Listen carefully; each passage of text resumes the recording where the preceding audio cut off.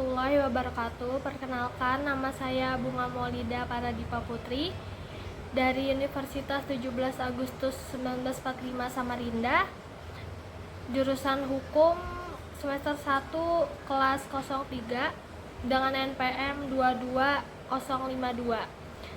Saya di sini membuat tugas video ujian tengah semester Pancasila dan Bahasa Hukum yang diberikan dosen saya yang bernama Dr. Hajah Siti Aisyah SPD SHMMMH. Saya akan menjelaskan tentang bahasa Indonesia atau bahasa hukum.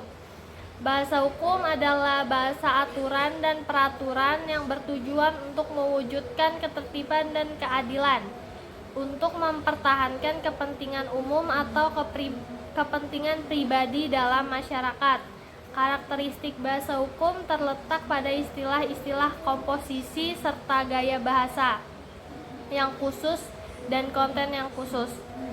Dikarenakan bahasa hukum adalah bagian dari bahasa Indonesia yang modern, maka dalam penggunaannya harus tetap terang, monosemantik, dan memenuhi syarat estetika bahasa Indonesia.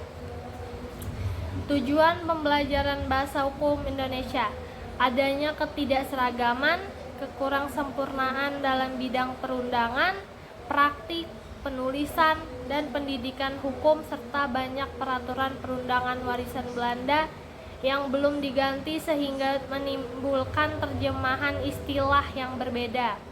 Tujuannya adalah untuk meningkatkan keterampilan penggunaan bahasa Indonesia yang baik bagi para legislator, praktisi, teoritisi, dan pendidikan di bidang hukum.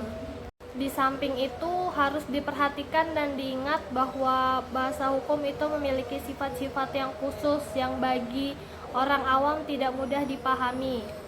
Kekhususan itu ada kalanya menyimpang dari ketentuan-ketentuan yang umum dalam bahasa Indonesia. Kekhususan lain dari bahasa hukum nampak pada kata-kata atau istilah hukumnya. Kemudian arti dan tafsirnya yang dapat dilihat dari berbagai segi pandang hukum. Mengartikan dan menafsirkan istilah-istilah dan susunan kalimat dalam bentuk kaidah-kaidah atau dalam bentuk analisa hukum.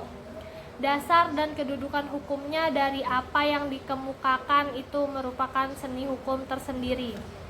Selanjutnya, beberapa pengertian mendasar dalam bahasa hukum. 1. Semantik hukum. Semantik hukum adalah ilmu pengetahuan yang menyelidiki makna atau arti kata-kata hukum. Penghubungan dan perubahan arti kata-kata itu dari zaman ke zaman menurut waktu dan tempat keadaan.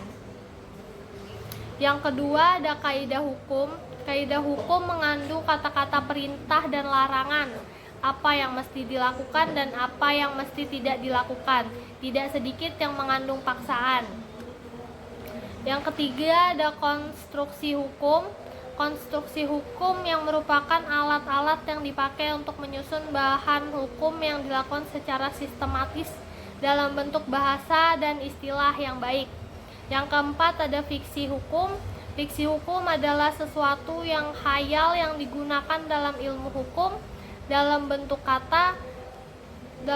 kata-kata, istilah-istilah yang berdiri sendiri atau dalam bentuk kalimat yang bermaksud untuk memberikan suatu pengertian hukum. Selanjutnya, ruang lingkup bahasa hukum Indonesia. Ruang lingkup penggunaan bahasa Indonesia yang digunakan secara khusus dalam 1. Teori dan praktik hukum.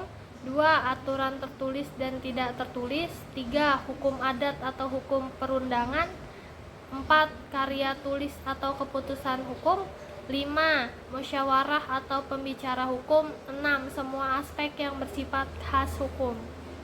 Selanjutnya, dalam ranah hukum dikenalnya adanya motif, tujuan, atau juga kesalahan berupa kealpaan atau kesengajaan. Konsekuensi keberadaan aspek-aspek tersebut, setiap perkataan memiliki dampak dan konsekuensi yang berbeda. Ketika unsur tujuan atau motif itu disebut dalam sebuah unsur, maka ia harus dibuktikan. Disinilah letak kesulitan itu muncul.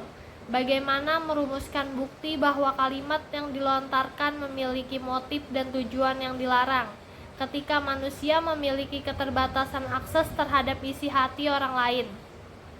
Maka pembuktian cukup dengan indikasi yang objektif secara keilmuan, dan ilmu bahasa menawarkan kajian forensiknya.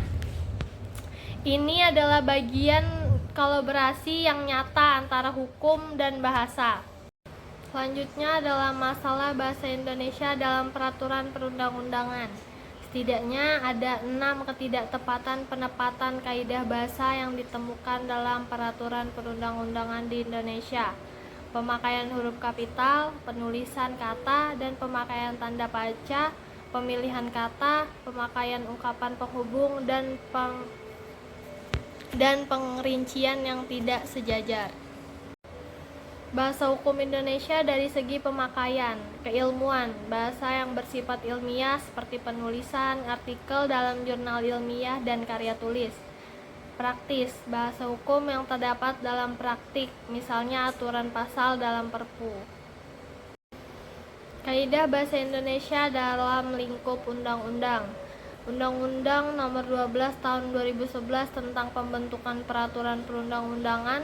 Bahasa peraturan perundang-undangan pada dasarnya tunduk pada kaidah tata bahasa Indonesia, baik pembentukan kata, penyusunan kalimat, teknik penulisan, maupun pengejaannya. Itu saja yang bisa saya sampaikan. Lebih dan kurangnya saya mohon maaf. Sekian dari saya. Terima kasih.